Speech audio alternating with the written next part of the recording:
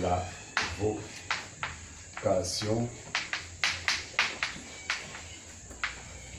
du croyant.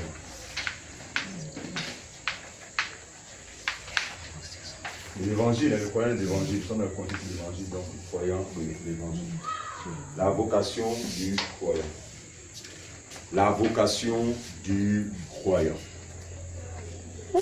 Est-ce que quelqu'un peut donner une idée de ce que l'on peut comprendre par vocation? C'est quoi la vocation?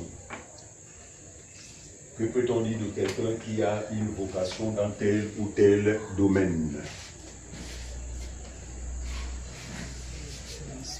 C'est celui qui a appelé à exercer un domaine d'une manière aisée. Voilà. Avec beaucoup d'exemples. C'est une bonne définition. C'est-à-dire quelqu'un qui a en lui une disposition, une prédisposition, mais qui se confirme par la qualité du rendu. Voilà, l'aisance, n'est-ce pas, dans ce qu'il pourrait faire. Alors, je vais prendre l'exemple des enseignants. Je vais essayer de comparer les enseignants d'hier et les enseignants d'aujourd'hui. Parce que mon père fut un enseignant. Mais le genre d'enseignant vraiment qui avait la vocation, ça je vous assure. Parce qu'avec le salaire de l'époque là, mais on pouvait voir son mouvement, sa détermination, vraiment tu sentais que la chose était vraiment en lui. Voilà. Et donc, aujourd'hui, curieusement, on a une catégorie d'enseignants qui le deviennent juste pour s'assurer d'un salaire. Quoi. Voilà. Et même lorsqu'ils sont affectés quelque part, ils ne sont pas préoccupés par l'objectif qui est le leur, et bien voilà, c'est juste attendre le 25. Alors cela prouve à suffisance que ce sont des gens qui n'ont pas de vocation, qui n'ont pas en eux cette disposition, mais se sont improvisés pour diverses raisons. De s'assurer de son mangement ou de son salaire, en fait, de son salaire. Voilà. Donc, la nature est là pour nous enseigner, aussi vrai que dans les métiers, dans les divers métiers, effectivement, ceux qui ont la vocation brillent par leur efficacité. Dans le Seigneur aussi, la Bible nous révèle que nous sommes appelés en Christ sur la base de la vocation. En fait, c'est une disposition qui ne vient pas de nous, mais que Dieu a mis en nous. Pourquoi? Parce que Dieu nous a connus avant la fondation du monde. Et donc, cette vocation-là est censée poursuivre le croyant tôt ou tard. En fait, poursuivre cet individu-là. D'accord? En qui la disposition est tôt ou tard, qu'il le veuille, qu'il ou pas, ce dernier doit se convertir au Seigneur. La vocation selon le Seigneur, c'est une disposition qui a rapport avec le plan préétabli, avec la prédestination. Ça veut dire que vous le vouliez ou pas, vous deviez forcément répondre à cet appel. Pourquoi? Parce que en vous, il y a la vocation. Et vous vous sentirez toujours comme attiré, voilà, par les choses rattachées au royaume. Voyez-vous, plusieurs d'entre nous, avant que le temps ne soit fixé dans la conversion, on a vu que finalement toutes nos démarches dans la bêtise, là, c'était simplement la vocation. On s'est retrouvé dans le christianisme céleste, on était catholique, on s'est vraiment... Dans tout ça, quoi, dans le fond, je veux comprendre qu'en fait, c'est quoi? C'est la vocation qui n'est-ce pas, qui bouillonnait en nous. Mais le temps fixé par Dieu n'était pas encore arrivé. Donc on ne devient pas chrétien par hasard. On le devient parce que nous sommes destinés à le devenir. Et cela peut être traduit par la notion de la vocation. Alors le premier à être appelé par Dieu, c'est Abraham. Prenons Genèse chapitre 12, verset 4. Genèse 12, verset 4. Quelqu'un va lire? Genèse 12, 4. Au lieu où était l'autel qui avait fait précédemment, et là Abraham invoqua le nom de l'Éternel. Et là, Abraham invoqua le nom de l'Éternel. C'est ça, verset 4. Je reprends encore. On a dit verset combien? Genèse 12, 4. Oui. Je reprends encore verset 4 en fait. 12, 4. Je prends à partir du verset 1. Ok, verset 1. L'Éternel dit à Abraham, Suivez. va-t'en de ton pays, Va-t'en de ton pays, de ta patrie de ta patrie et de la maison de ton père, et de la maison de ton père. dans le pays que je te montrerai. Très bien. Regardez, ici, quand on lit ce texte, on pourrait avoir l'impression que c'est une obéissance qui viendrait d'Abraham. Abraham n'a pas obéi par hasard. Abraham a obéi parce que Dieu avait mis en lui, en fait, Abraham avait la vocation. Il était destiné, il était appelé par Dieu pour quitter sa famille, pour quitter son pays, pour aller dans un pays dont il ne connaissait la destination. Alors quand on n'a pas la révélation des choses, c'est comme si c'est Abraham, c'est-à-dire qu'en fait on a la gloire à Abraham. Non, la capacité ou le pouvoir qu'Abraham a eu de quitter ces choses pour aller en direction d'un pays qu'il ne connaissait pas, relève de quoi? De la vocation. Là je n'invente rien parce que l'auteur hébreu va nous le révéler. Prenons Hébreu. Toujours Hébreu, on va aller à Hébreu chapitre 11, verset 8. Hébreu, donc c'est égal à Hébreu chapitre 11, le verset 8. Voilà. Donc Genèse 12, 1 à 4 est égal à Hébreu chapitre 11, le verset 8. Hébreux chapitre 11, verset 8. C'est par la foi qu'Abraham, lors de sa vocation, c'est écrit comme ça, hein? Lors de sa vocation. obéit. C'est l'épître aux Hébreux qui révèle qu'en réalité la démarche d'Abraham était justifiée par la vocation. C'est pas ce que vous comprenez. C'est-à-dire que quand vous n'avez pas la vocation, quand vous n'êtes pas destiné à la vie éternelle, vous ne pourrez devenir enfant de Dieu selon le Seigneur, vous le deviendrez selon votre entendement. Donc la démarche d'Abraham est justifiée par quoi? Par la vocation, comme nous dit l'auteur aux Hébreux. Vas-y, reprends mon frère. C'est par la foi qu'Abraham, lors de sa vocation, obéit et partit pour un lieu. Il obéit. Recevoir. Il obéit à cause de quoi? À cause de la vocation. Voilà. Sans vocation, on ne peut pas obéir au Seigneur. Sans vocation, on ne peut pas répondre à l'appel de Dieu. Même si on vous prêche l'évangile de la vérité. C'est pourquoi frère Zaché va le comprendre avec le temps. Nous sommes déjà affûtés, nous sommes déjà aguerris dans ces choses-là. Vous savez, quand Dieu n'a pas appelé quelqu'un, même si la personne force, ça ne tiendra pas. Ouais. Et souvent, Dieu a l'art d'épurer son œuvre, d'épurer son corps. Ça veut dire que ceux qui s'incrustent, ou encore ceux qui... Christian, on va parler comme ça. En fait, Dieu permet des circonstances, en fait, parfois qui ne se justifient pas. Des circonstances bêtes, dans un but, c'est d'épurer son œuvre. Oh non, la frère est partie parce qu'il avait posé tel acte. Ce n'est pas toujours l'acte. En fait, Dieu lui fait... C'est comme un mystère, hein, je vous assure. C'est pourquoi demeurer dans cette parole-là, c'est la preuve que vraiment on a été appelé par Dieu. Ouais.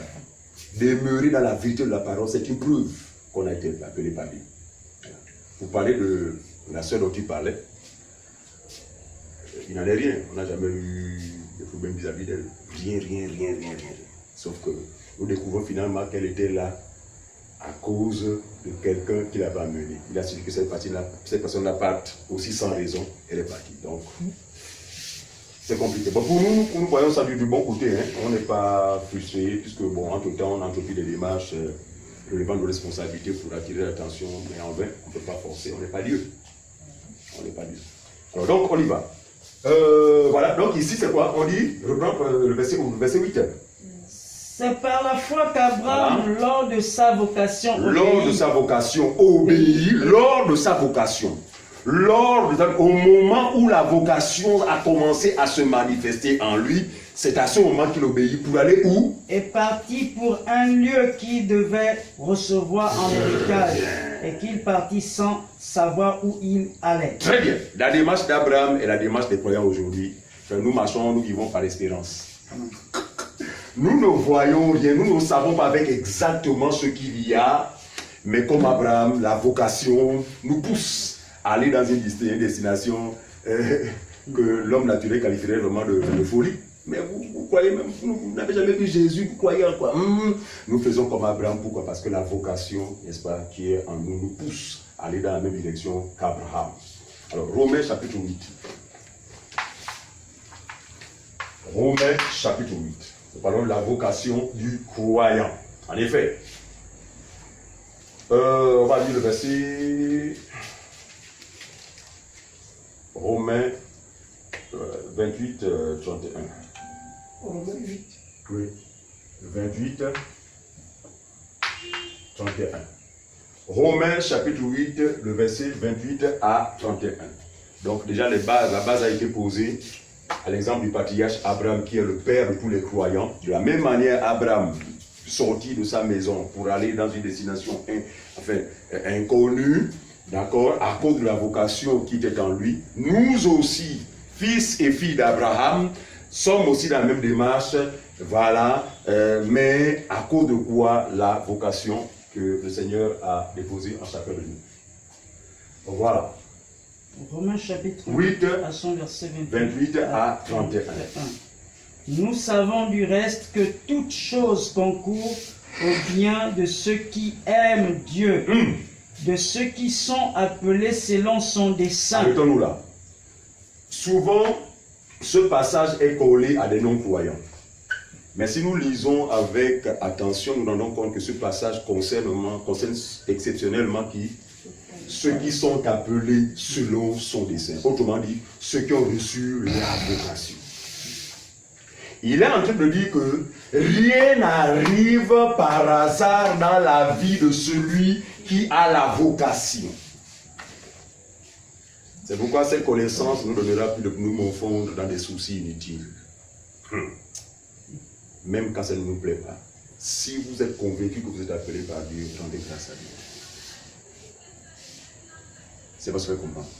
Il dit, tout concourt au bien de ceux qui aiment Dieu. Ici, ceux qui aiment Dieu, ce n'est pas tout le monde, ce n'est pas celui qui dit, oh moi j'aime Dieu. Ceux qui aiment Dieu, ce sont ces personnes que Dieu a appelées. Parce qu'on ne peut pas aimer Dieu par nos sentiments. L'homme ne peut pas aimer Dieu par ses propres sentiments. C'est pourquoi Dieu, lorsqu'il nous appelle, il nous donne son esprit. Et son esprit en nous nous apporte l'amour de Dieu. Ce qui est écrit dans toujours Romains 8, verset 5 là-bas. Il dit que l'amour de Dieu est communiqué dans la vie du croyant par le Saint-Esprit. Donc, c'est grâce au Saint-Esprit que nous pouvons être capables d'aimer Dieu. Mais autrefois, nous l'avions affirmé. Mais c'était une affirmation gratuite parce que personne ne peut aimer Dieu. L'homme qui n'a pas cru était méchant aux yeux de Dieu. Par conséquent, ne peut aimer Dieu. Mais par la grâce de Dieu, ceux qu'il appelle au salut, le Saint-Esprit, en venant dans leur vie, leur apporte l'amour qui peut leur permettre désormais d'aimer Dieu. Donc les seuls qui sont capables d'aimer Dieu, ce sont les croyants.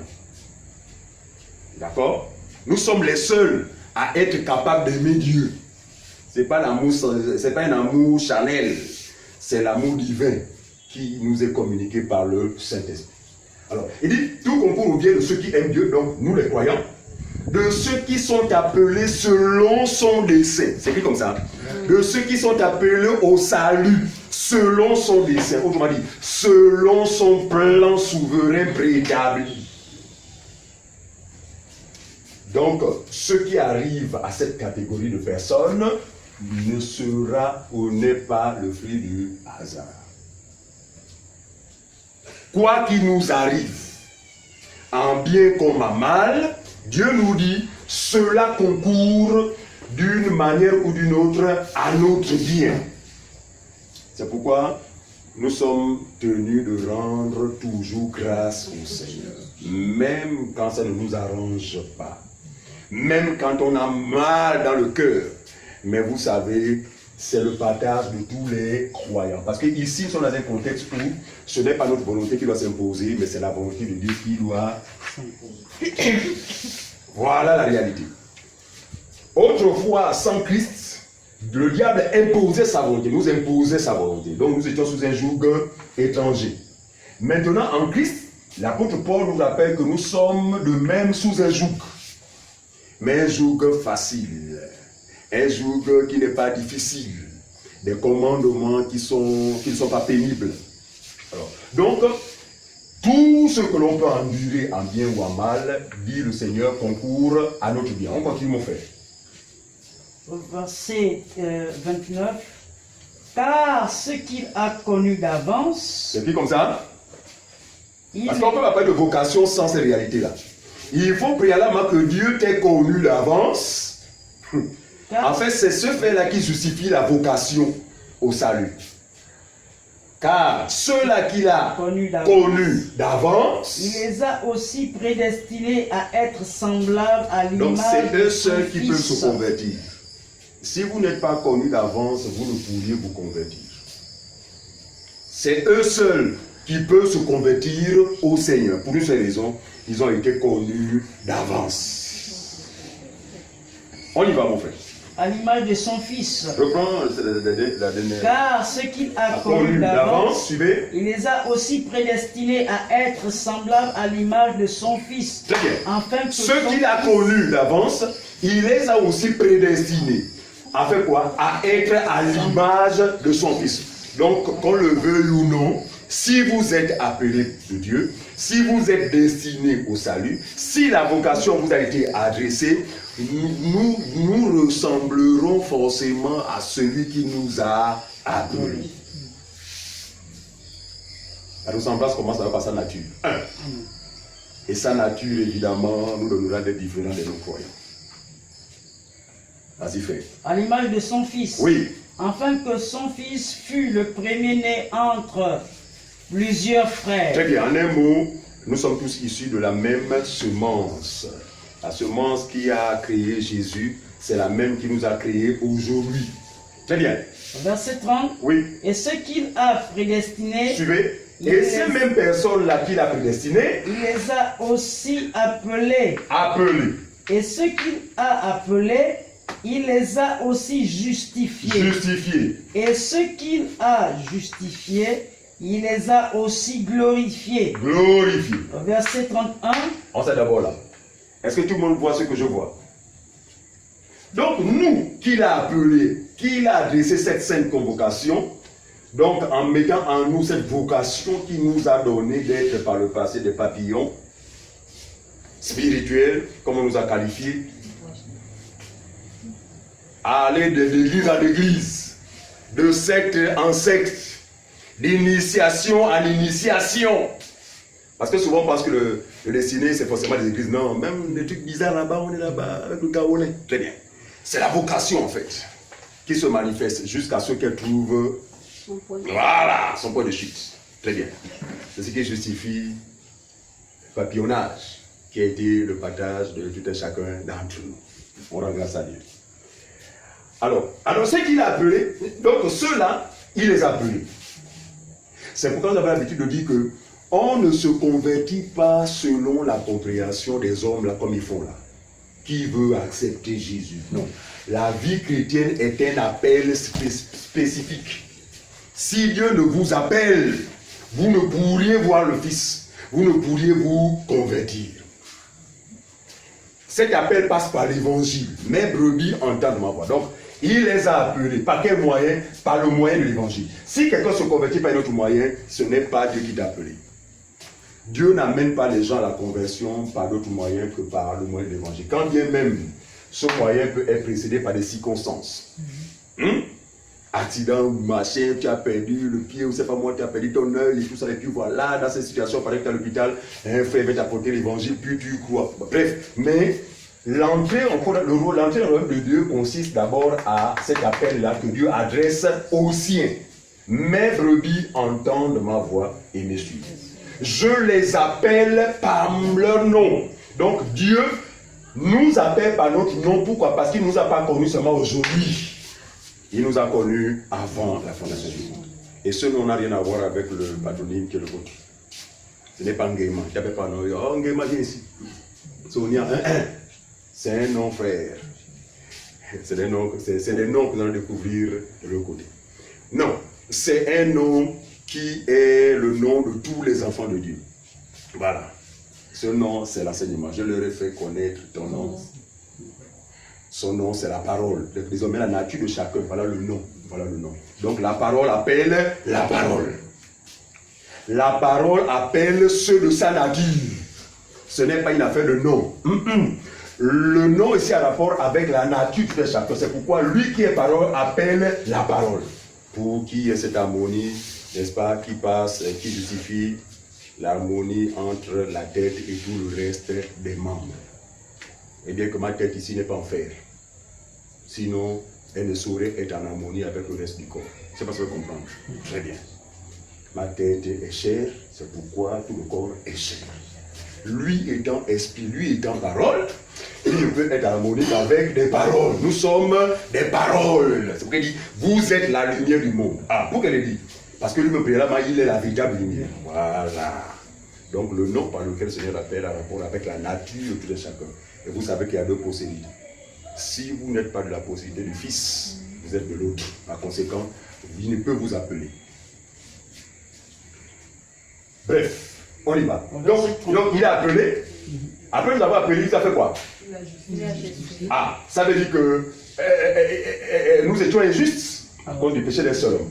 Mais comme il nous appelle maintenant à regagner la maison, on ne peut pas regagner la maison dans un état de péché. D'où la justification qui passe par quoi? Par la foi en la personne de Jésus. Tout le monde, c'est clair pour tout le monde? Ensuite, une fois justifié, on est glorifié. Autrement dit, nous partageons le même privilège de gloire de notre Seigneur. En fait, nous sommes dans la félicité comme lui-même est. On pourrait dire que nous sommes en lui, en nous. En fait, nous venons un même plante. Voilà le privilège qui est celui de ces personnes que Dieu a destinées au salut. Ceux à qui la vocation a été, en qui la vocation est.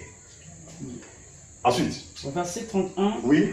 Que dirons-nous donc à l'égard de ces choses? Très bien. Si Dieu est pour nous, qui sera contre nous? Mon Dieu!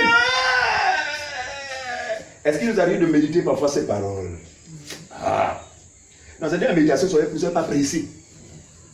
Arrêtez-vous même sur un passage, mais que l'esprit vous donne de comprendre, de réaliser. Oh là là, quelle merveille. C'est fort, hein? Si les gens avaient la révélation de ces paroles, les gens ne seraient plus tourmentés par les cafards, tout ça. Si Dieu est vous, qui sera-t-il? Autrement dit, si Dieu est de votre côté, si vous êtes du côté de Dieu, qui peut être contre vous? Nous sommes en position de force. Mais c'est une position qui ne peut être réalité que par les enseignements. Parce que l'enseignement justement donne à l'enfant qui est fils du roi de réaliser son statut, de réaliser ce qu'il est devenu et de prendre sa place. Voilà le but de l'enseignement. Ensuite, oui, c'est juste. tu as fini? Ok, on prend maintenant Philippiens. Philippiens, on prend Philippiens chapitre 3, verset 12 à 16. 3, 12 à 16. Philippiens chapitre 3, le verset 12 à 16. Philippiens chapitre 3, verset 12 à 16. Il est écrit. Ensuite. Ce n'est pas que j'ai déjà remporté le prix. Regardez ce que dit l'apôtre Paul. Donc l'apôtre Paul, aussi comme nous, était dans cette marche. Parce que la vie chrétienne est une marche. Nous sommes en direction d'un pays, n'est-ce pas, qui nous a été promis. Nous y croyons, nous croyons à cela par la foi, mais nous n'avons pas une idée de ce que représente ce pays. Mais nous croyons à la parole de l'Éternel comme le fit Abraham. Donc, l'apôtre Paul, avant sa mort, était dans la même marche dans laquelle nous sommes. Et dans cette marche-là, il dit que ce n'est pas que j'ai déjà atteint le but, vas-y, continue. Ce n'est pas que j'ai déjà remporté le prix, voilà, ou que j'ai déjà atteint la perfection. Très bien, regardez. Mais il dit, ce n'est pas que j'ai déjà remporté le prix, ou la perfection. Mais regardez, ici, la perfection, suivez-moi bien, le prix, c'est effectivement, c'est un rapport avec les récompenses. La perfection ici, c'est la perfection finale. Parce qu'il y a une perfection qui a rapport avec la connaissance. C'est ce pourquoi les ministres de la parole sont établis dans l'église, c'est pour amener le frère et les sœurs à la perfection. Mais il y a une perfection finale.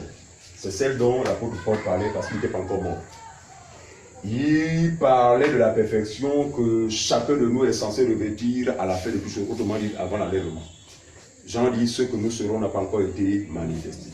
Mais lorsque cela sera manifesté, nous serons semblables à lui. En fait, nous serons dépouillés de cette nature qui encore fait défaut. En fait, c'est ce dont il parle là. Mais il était là parfait, pourquoi? Parce que la connaissance, il a reçu par révélation. Mais la perfection dont il parle là, c'est par rapport à le fait de ressembler en tout physiquement et en tout et pour tout à Jésus-Christ. Or là, nous ne lui ressemblons que spirituellement, physiquement, rien à voir avec Jésus. Ça, c'est la chair. Est-ce que vous comprenez ça? Donc ici, les questions ici de la perfection qui est à venir, qui est notre objectif. C'est pourquoi nous sommes en marche. Nous sommes actuellement en marche vers cette perfection. On y va. Ce n'est pas que j'ai déjà remporté le prix ou que j'ai déjà atteint la perfection, mais je cours pour tâcher de le saisir. Très bien. Puisque moi aussi, j'ai été saisi par Jésus-Christ. Je cours pour la saisir parce que moi aussi j'ai été saisi. Celui en qui Dieu a mis la vocation est saisi par Jésus-Christ. Vous ne pourrez pas l'échapper. Non. Tant que la vocation est en vous, comme je disais, que vous le vouliez ou pas, tôt ou tard, la vocation va vous rattraper. C'est comme cette manière que le Seigneur saisit les siens.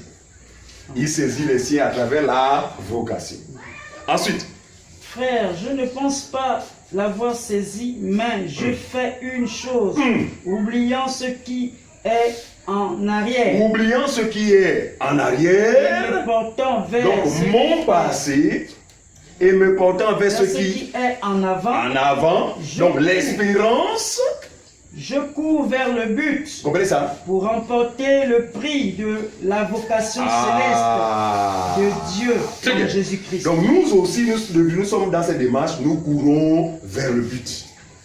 Envie de quoi? De remporter quoi? Le prix de la vocation céleste de Dieu en Jésus-Christ. Très bien. Et quel est ce prix? La matérialisation de la vie éternelle. Oui. Non, nous l'avons reçu par la foi, nous croyons que nous sommes sauvés, mais la matérialisation, c'est-à-dire qu'en fait, vivre la vie éternelle. Voilà, l'entrée dans la félicité. Donc je cours vers le but afin de remporter le prix de quoi? De la vocation. Donc tous ceux qui ont cette vocation sont appelés à quoi? À être sauvés. À rentrer dans la félicité, dans la vie éternelle. Ça fini? Verset 15. Nous tous donc qui sommes parfaits, ayons cette même pensée. C'est fort, hein? Et si... il dit au départ que je cours vers la perfection. Après, il dit maintenant que nous tous qui sommes parfaits. Vous comprenez maintenant son langage, non? De quelle perfection fait-il allusion? Nous qui avons la connaissance. Très bien, très bien, très bien. Reprends cette partie, mon frère. Nous tous donc qui sommes parfaits, ayons cette même pensée. Et si vous êtes en quelque point d'un autre avis, Dieu vous éclairera aussi là-dessus. Seulement, au point où nous sommes parvenus, marchons d'un même pas. Très bien. Donc ici, la Bible nous exhorte à être armés de la même pensée que l'apôtre Paul, parce que nous sommes dans la même démarche. Alors, regardez le dernier point qui donne ici. Vous voyez, on va rencontrer des frères dans le Seigneur, avec qui on ne sera pas forcément d'accord dans certains points que nous pouvons qualifier pour des avis. Mais fondamentalement, ce qui concerne la doctrine, sur ces bases-là, on peut tomber d'accord. Bon, même si certains ne comprennent pas encore certains points, mais il y a l'heure à laquelle nous sommes marchons ensemble. Pour dire quoi? Les avis ne peuvent pas nous donner de nous séparer. Ce n'est pas parce que tu estimes que le baptême,